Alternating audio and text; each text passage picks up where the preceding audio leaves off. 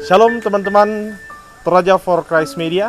Dimanapun kalian berada hari ini, kita bersama-sama kembali ada di tempat ini untuk kita bersama-sama merenungkan kebenaran firman Tuhan.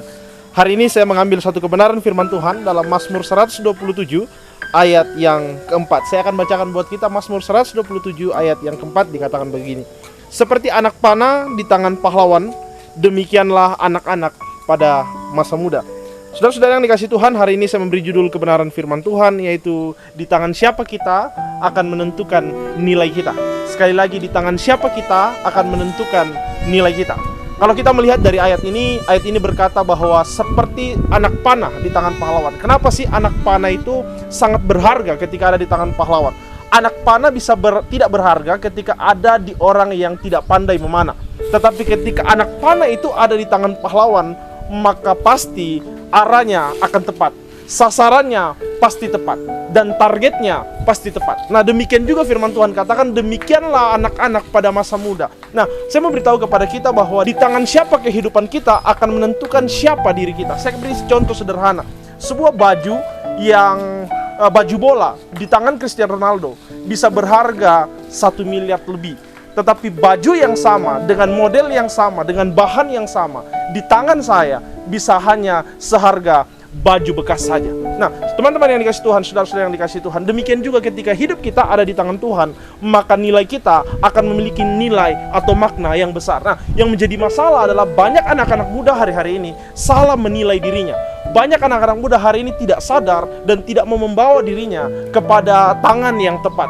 Mereka membawa dirinya kepada tangan-tangan yang salah. Mereka membawa dirinya kepada hal-hal yang salah. Mereka lupa bahwa mereka adalah pilihan Tuhan. Mereka adalah anak-anak Tuhan. Dan firman Tuhan jelas berkata bahwa seperti anak panah di tangan pahlawan, demikianlah anak muda pada masa mudanya. Saya berharap dan saya percaya kepada kita semua hari ini, ketika tangan kita, hidup kita ada di tangan Tuhan, maka kita akan terarah, kita akan dibawa Tuhan kepada suatu hal yang sangat indah. Seperti hari ini saya ada di sebuah jembatan.